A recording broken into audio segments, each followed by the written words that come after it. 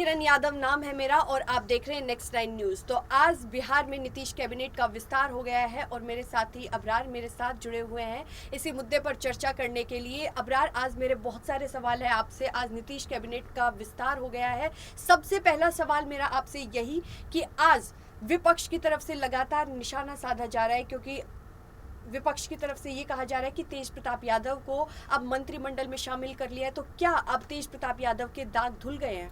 देखिए, जहाँ तक तेज प्रताप यादव की बात है तो लगातार तेज प्रताप यादव कहीं ना कहीं उप मुख्यमंत्री पद को लेकर के तेजस्वी यादव के लगातार हमलावर थे और उनके खिलाफ एक तरीके से बयानबाजी जो उनकी की जा रही थी। लेकिन अब जबकि मंत्रिमंडल विस्तार हो चुका है तो कहीं ना कहीं अब विपक्ष को एक ऐसा मौका मिलना चाहिए जिसको लेकर के वो राजनीति कर सके। लेकिन इस बीच बड़ी बात ये अब देखने को मिल रही है कि कांग्रेस पार्टी जिस तरीके से लगातार मंत्रिमंडल में पद को लेकर के एक तरीके से घमासान कर रही थी, उसको अब लेकर के नीतीश कुमार ने कहीं ना कहीं संजीदगी से सोचना शुरू कर दिया है। और फिलहाल उनको जो मंत्री पद मिले हैं कांग्रेस को मंत्रिमंडल विस्तार में, उसको लेकर के कांग्रेस पार्टी अब भी संतुष्ट नहीं है।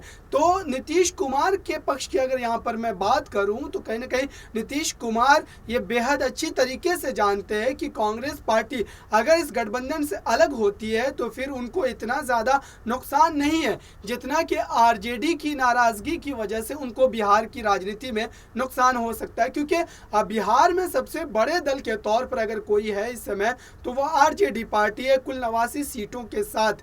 और इस वजह से आरजेडी का ज़्यादा ख्याल रखना जो वो बेहद अहम हो जाता है। और इसी बात को मद्देनजर रखते हुए कहीं ना कहीं नीतीश कुमार ने सारे फैसले लिए। लेकिन अब आने वाले दिनों में देखने वाली बात ये होगी कि कांग्रेस नीतीश कुमार के नेतृत्व में सरकार में रहना पसंद करती है या नहीं, या फिर सरकार में कोई टूट जो है वो देखने को मिल सकती है, क्योंकि नीतीश कुमार लगातार इस तरीके के फैसले लेने के लिए जाने जाते हैं। अबरार, मेरा अभी आपसे दूसरा सवाल ये होगा कि बीते दिन की अगर हम बात करें तब मंत्रिमंडल का विस्तार नहीं हुआ था, तो कांग्रेस कार्यकर्ताओं की तरफ से तब नीतीश कुमार ने कल गांधी मैदान पर ध्वजारोहण किया था, तब कांग्रेस कार्यकर्ताओं की तरफ से बड़ा हंगामा किया गया था और उनकी तरफ से यही कहा गया है कि अब बिहार में कांग्रेस को ज़्यादा तवज्जो नहीं दी जा रही है और इसके पीछे सिर्फ कांग्रेस के बड़े नेताओं का हाथ है। क्योंकि उनका ये कहना है कि अगर हमका एक मंत्री मंडल में शामिल कर लिया है, एक मंत्रिमंडल में शामिल हो गया है, तो हमारे पास तो बहुत सारे विधायक थे, तब भी हमें सिर्फ 3 ही मंत्री क्यों मिले हैं। उनकी कांग्रेस कार्यकर्ताओं की लगातार यही मांग है कि उन्हें 5 मंत्री मंत्रिमंडल में चाहिए, लेकिन कांग्रेस को सिर्फ 3 मंत्री मंत्रिमंडल में मिले हैं। हाँ, बिल्कुल सही कहा आपने। क्योंकि हिंदुस्तान अवामी मोर्चा की जहाँ तक बात है जीतन मांझी की, तो जीतन मांझी वहाँ के क्षेत्रीय दल के तौर पर जाने जाते हैं। साथ ही अगर बात कर ली जाए जीतन मांझी की सियासी कद की, तो बिहार के मुख्यमंत्री भी रह चुके हैं और लगातार बिहार की राजनीति में कहीं ना कहीं वो सक्रिय है। और इस बात को नीतीश कुमार ज़्यादा तरजीह दे रहे हैं बजाय के कांग्रेस पार्टी के ज़्यादा मंत्रियों को कैबिनेट में शामिल करने को लेकर, क्योंकि कांग्रेस पार्टी कहीं ना कहीं बैसाखी के सहारे बिहार में राजनीति कर रही है। क्योंकि बीते विधानसभा चुनाव में उनको महागठबंधन की ओर से जितनी सीटों पर चुनाव लड़ने का मौका मिला था उनमें से लगभग वो एक तिहाई मात्र सीटों पर जीत दर्ज कर पाए थे। और इसको लेकर के ही कहीं ना कहीं तेजस्वी यादव की सरकार जो है वो बनते बनते रह गई थी। तो इस बात को नीतीश कुमार ने भांप लिया है कि कांग्रेस को उतना ज़्यादा तवज्जो देने की कोई ज़रूरत नहीं है अगर आरजेडी जैसी बड़ी पार्टी बिहार में नीतीश कुमार के साथ बनी हुई है। और वैसे भी मुख्य तौर पर अगर देखा जाए तो नीतीश कुमार की जेडीयू और आरजेडी का ये गठबंधन माना जा रहा है।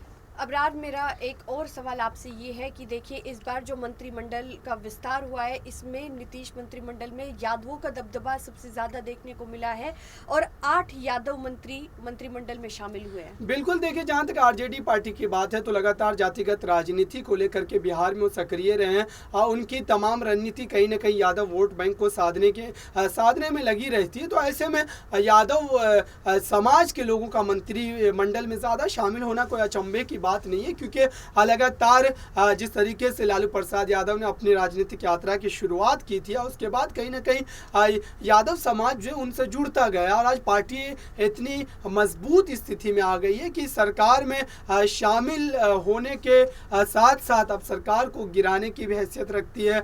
और बिहार में अभी देखा जाए तो आरजेडी से बड़ी पार्टी कोई इस वक्त नज़र नहीं आती, अगर संख्या बल के लिहाज से अगर हम बात करें तो। अगर हम अगड़ी जातियों की बात करें तो पिछली बार तब एनडीए के साथ गठबंधन था, तब ज़्यादा दलितों को जगह दी गई थी, लेकिन इस बार की अगर हम कैबिनेट विस्तार की बात करें तो इस बार कम अगड़ी पिछले और दलित लोगों को जगह दी गई है। देखिए सारे समाज का कहीं ना कहीं नेतृत्व जो है वो कैबिनेट में होना चाहिए, और लगता है कि नीतीश कुमार इन सारी बातों को बेहतर ढंग से समझते हैं, क्योंकि नीतीश कुमार एक सुलझे हुए नेताओं में शुमार किया जाता है। उनका नाम, उन्होंने केंद्र की राजनीति से लेकर के राज्य की राजनीति की तमाम गलियारों में खुद को देखा है, वहाँ पर काम किया है, रेल मंत्रालय के तौर पर उन्होंने अपने कार्यकाल को अंजाम दिया। तो ये सारी चीज़ें कहीं ना कहीं दर्शा रही है कि नीतीश कुमार सारे वर्ग को लेकर के एक साथ चलने का जो प्रयास है उनका, उस पर काम करते नजर आए। भले ही अभी जो हालिया दिनों में आज जो कैबिनेट का विस्तार हुआ है उसमें आपने बिल्कुल सही कहा कि यादव समाज के लोगों का नेतृत्व ज़्यादा है, और मैंने उस बात को लेकर के विस्तार से बताया भी, क्योंकि आरजेडी पार्टी कहीं ना कहीं यादव समाज के वोट बैंक के सहारे महाराष्ट्र में अपनी राजनीतिक यात्रा को आगे बढ़ाती जा रही है। और यही वजह है कि आज यादव समाज कहीं ना कहीं सबसे ज़्यादा अगर जुड़ा हुआ देखा जाता है बिहार की राजनीति में, तो वो आरजेडी ही पार्टी है।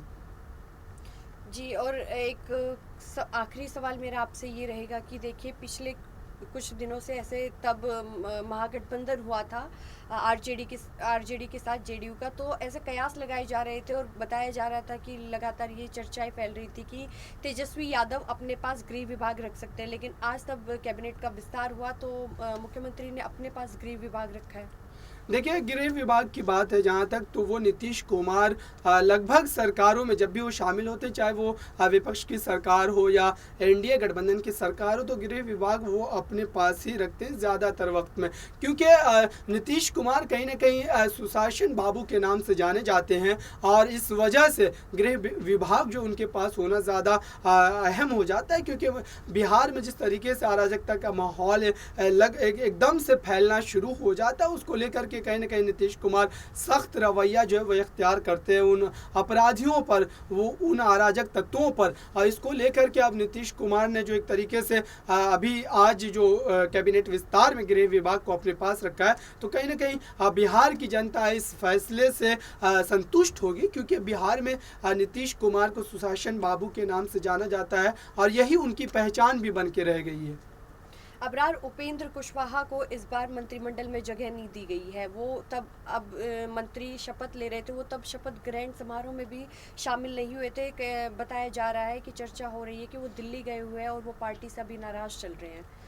देखिए जहाँ तक उपेंद्र कुशवाहा की बात है, तो उपेंद्र कुशवाहा जिस तरीके से पार्टी में रहते हुए उन्होंने एक बार बगावत की थी, बगावत करने के बाद एक नई पार्टी का गठन किया था, राष्ट्रीय लोक समता पार्टी का। हालांकि उस पार्टी के गठन के बाद उनको ये बात समझ में आ गई थी। उपेंद्र कुशवाहा वही नेता है जो लालू प्रसाद और नीतीश कुमार को जो पास जो लेके आए, उनको जो करीब लेकर आए वो उपेंद्र कुशवाहा ही है। बिल्कुल, उपेंद्र कुशवाहा की उस योगदान को कहीं ना कहीं एक तरीके से श्रेय देना पड़ेगा इस गठबंधन को बनाने में। लेकिन अब रणनीति कही है नीतीश कुमार की, नीतीश कुमार क्या सोचते हैं उपेंद्र कुशवाहा को लेकर के। लेकिन उपेंद्र कुशवाहा जिस तरीके से बिहार की राजनीति में देखे जाते हैं, माने जाते हैं, तो उस लिहाज से उनको मंत्रिमंडल में शामिल किया जाना चाहिए। लेकिन अब नीतीश कुमार क्या अपने कद को गिरता हुआ देख करके उपेंद्र कुशवाहा को किसी तरीके से दरकिनार करना चाहते, ये भी उनकी रणनीति का हिस्सा हो सकता है। बहुत बहुत शुक्रिया अबरार हमारे साथ जुड़ने के लिए। तो आज बिहार कैबिनेट का विस्तार हो चुका है और मेरे साथी अबरार ने बहुत विस्तार से आपको बताया, पूरे सभी सवालों के जवाब दिए। धन्यवाद।